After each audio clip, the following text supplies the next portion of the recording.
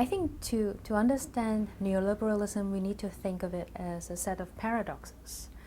And I think there are three major paradoxes to look at. The first one is really how neoliberalism likes to position itself as an amoral orientation. That is not about morality, it's about market principle, it's about rational calculation. And yet, if you look at how it's contextualized on the ground, you see that it ushers in a lot of conservative moral agenda about family, about gender, about sexuality. So that's the first set of paradoxes. The second set of paradoxes that I think we could identify is the depoliticization of social risks and the hyper-politicization of national security. So on one hand, you're supposed to be responsible for your own risk. You're supposed to encourage to take risks and then take responsibility for those risks. And it's not about the society, it's not about institutions, it's not about unequal distribution of resources, it's about yourself. On the other hand, there is this regime of fear about how the country is being invaded by immigrants, by foreign culture, political influences. So we need to strengthen our borders, we need more resources into national security. So the third set of paradoxes, I think, is on one hand, there is a continuous ravaging of vulnerable populations. On the other hand, there's the celebration of humanitarian or human rights intervention. So because neoliberalism really polarizes distribution of wealth and resources.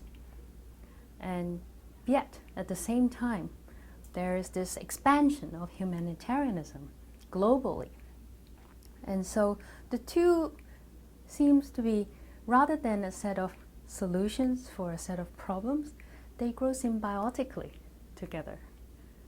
So I think that we need to pay attention to these three sets of paradoxes in order to understand the complex operation of neoliberalism and how it affects people's lives.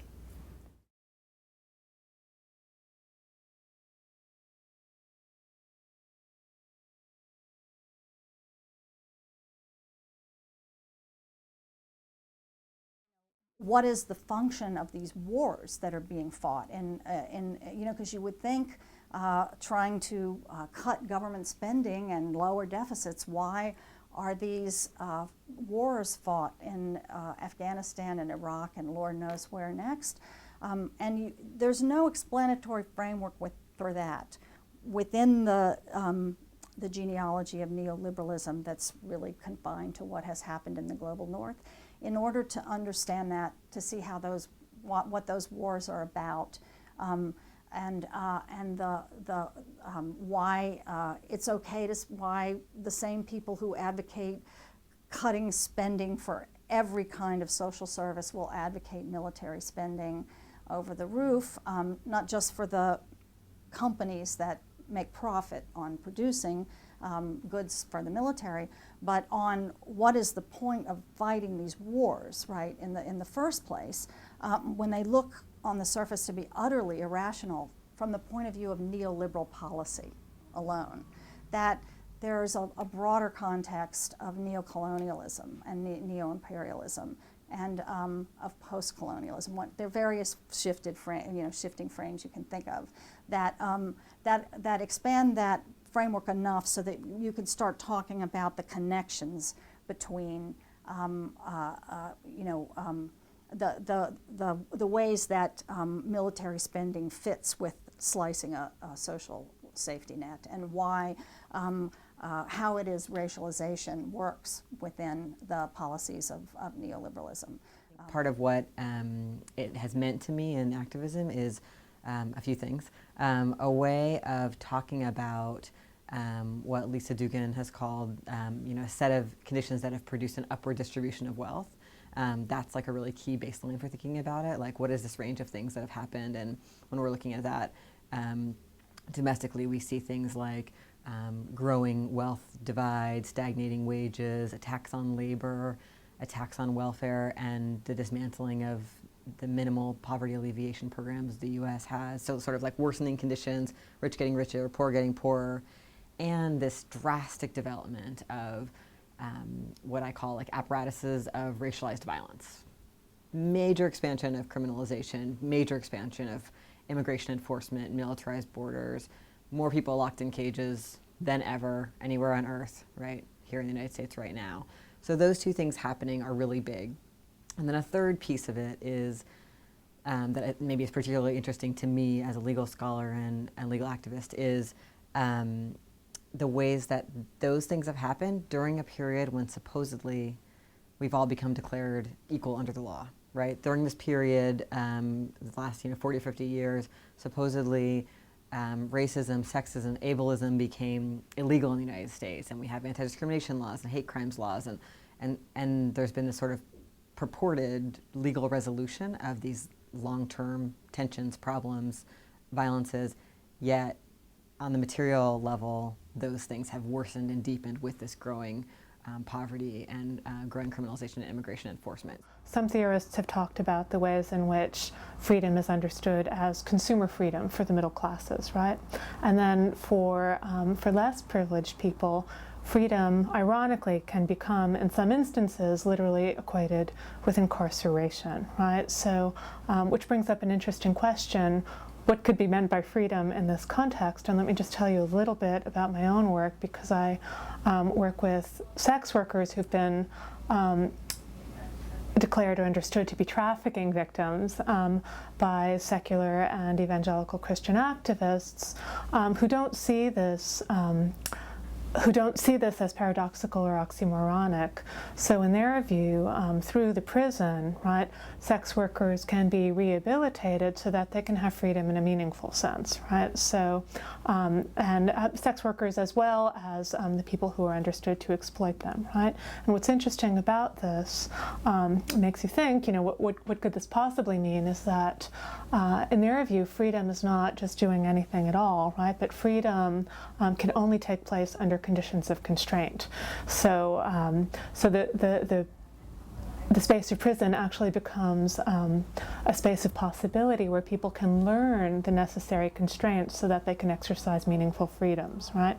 The same thing. The same dynamics are also operative in the incarceration of people who are arrested for drug crimes, as other scholars have noted, a similar kind of process here. Right? And in many ways, I think she is the perfect neoliberal subject, right? You're self-managing, you're self-responsible, and you're seeking for self-advancement.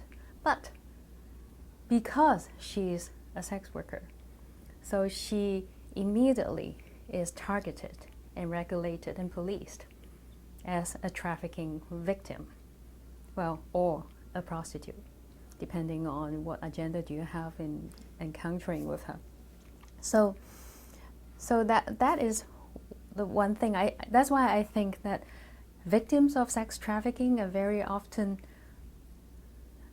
the marks of the limits of neoliberalism, or the sexual limits of neoliberalism. So in this seemingly amoral system, there is a strong moral agenda, especially a sexual agenda. And it is about a middle class, domestic, sexual relationship, and supposedly egalitarian partnership. And selling sex just violates that. And we need to domesticate sex.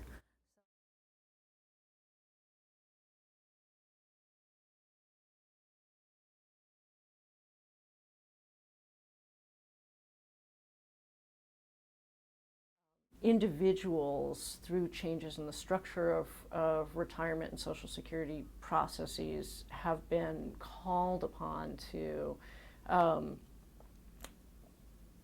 do their own work, take care of themselves financially and into the future, to think about the future. You don't count on a pension. you actually have to figure out how you're going to have enough money to live when you're old. And then, of course, there's an enormous commodification of financial services and financial tools. You know, you can, all those calculators and systems for keeping your accounts online, and you know, technologies for managing. Even if you have very little money, you know, you're still supposed to manage it and budget it and figure it out. And you know, it's very, I mean, it is highly class differentiated. So you know, payday loans on the one hand, and then all sorts of elaborate, you know, individual retirement accounts and financial services for people who are wealthier. But we're all supposed to be engaged in these processes, and it's actually highly gendered. Women have been told, for the last couple decades at least, that they're bad at it, that they're particularly bad at it. I mean, you have had recently this whole narrative of women being irresponsible, specifically irresponsible about money, either shopaholics, you know, either not able to manage money in that way, or passive and paralyzed, just afraid of dealing with the whole problem of investments. And in between that, you know, the sort of appropriately healthy, probably male, rational money manager. So they're, you know, sort of mobilizing of gender stereotypes to promote the called for personal financial self-management. That's flipped a little bit since the financial crisis. All of a sudden now, women's risk aversion, what used to look like anxious passivity, is all of a sudden a sort of smart risk aversion, and where men are now, you know, it's now the fault of testosterone that we had the financial crisis, right? So men are being, you know, made crazy by their hormones, and women are the rational ones, whereas it was presumably women's hormones that were the problem before. So we've had a little reversal in the evaluation, but the gender stereotypes are actually the same. So in terms of, yeah, personal finance, we've really seen gender stereotypes mobilized in support of particular norms of personal financial self-management. It's very difficult, starting with your sort of average audience in the United States, to explain what the problem with free trade is, right? What could be wrong with free trade? And in order to explain what's wrong with free trade, you do need a longer history of colonialism in order to explain how it is that stronger economies extract resources from weaker economies, and how freedom of trade can actually exacerbate inequality. You really need to understand the history of empire in order to understand how that works, like the way that labor, land, and raw materials have circulated, been grabbed by or circulated to richer economies and been sucked out of poorer ones. You have to understand that in order to get how a policy like free trade could be extracting resources rather than kind of existing in a fair, balanced trading field, which is the imaginary of free trade, right? Free trade, oh, that means everybody just gets to buy and sell what they want to, and nobody's going to try to put a stop to it. What that has meant historically is that stronger economies move in and put local economies out of business and take resources and profits out of those countries and end up dominating economies in poorer countries in a way that makes it difficult for those economies to develop in ways that actually support the local populations, because so many resources are being sent out by the, via policies of so-called free trade means unregulated, so that the poorer economy then is not allowed to protect its own industries so that it can grow, or to prevent foreign interests from coming in and taking profits and those right out of the country. With SB 1070, the anti-immigration law, what is important for people to understand about that piece of legislation is that although the architects of that law argue that the law is merely mirroring federal immigration law, it actually is doing something other than what federal immigration law does. Namely, it's criminalizing immigrants who are undocumented in new ways, in ways that they weren't criminalized by federal law. So in the very act of criminalizing, neoliberalism becomes an important tool there for the law, SB 1070, right? So we have a new law, SB 1070, which uses the implicit key terms of neoliberalism to help itself congeal into this law. So the key terms being things like personal responsibility, law-abiding citizen, strong family values. All of those things are mobilized by the law in order to criminalize a certain segment of the population, immigrants who are undocumented.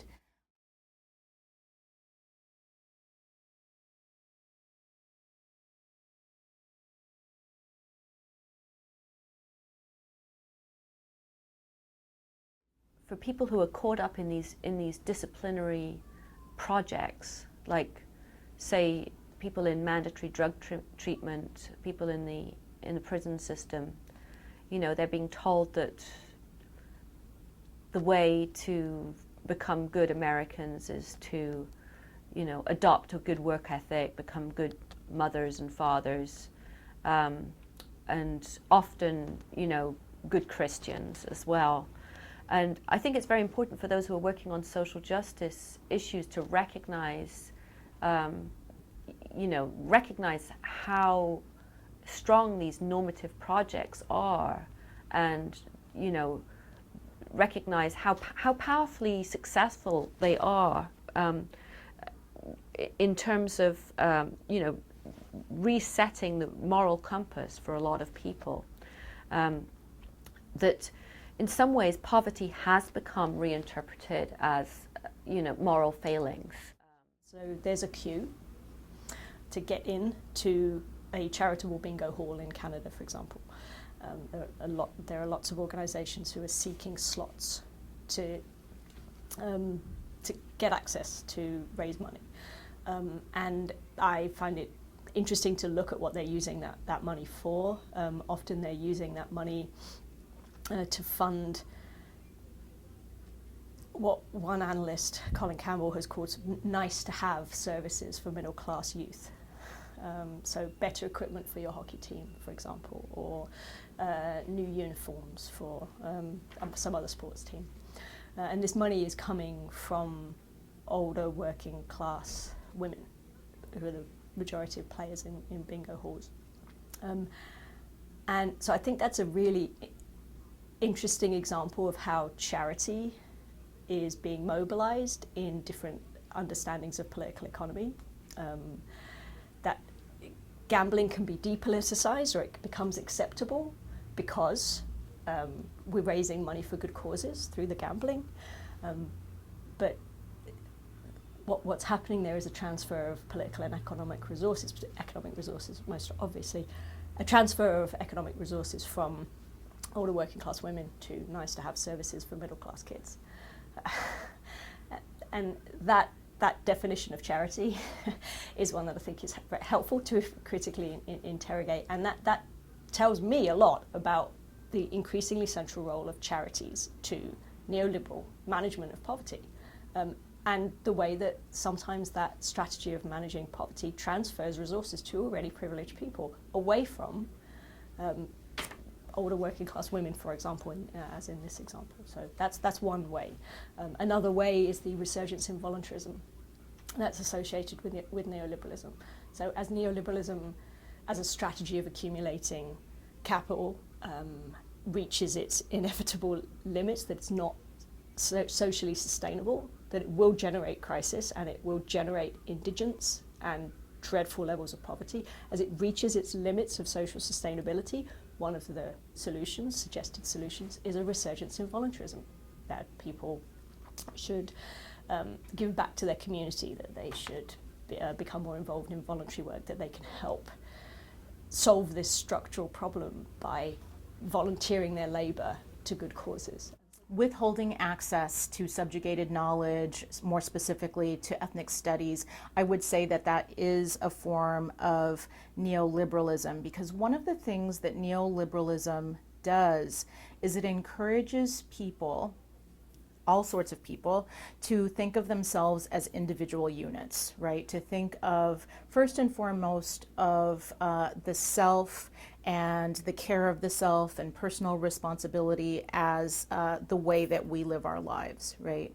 And so when ethnic studies is suggesting that that's not enough, when ethnic studies is suggesting that we need to think about histories of peoples, right, and systemic relations, or rather systemic forms of exploitation, then that is very directly challenging the me-ness of neoliberal discourse. I mean, this kind of framework around choice and around freedom and around individuality, that's basically just a cover for reorganizing slightly things to like keep them as much the same as possible, and also enhancing those sorts of violence.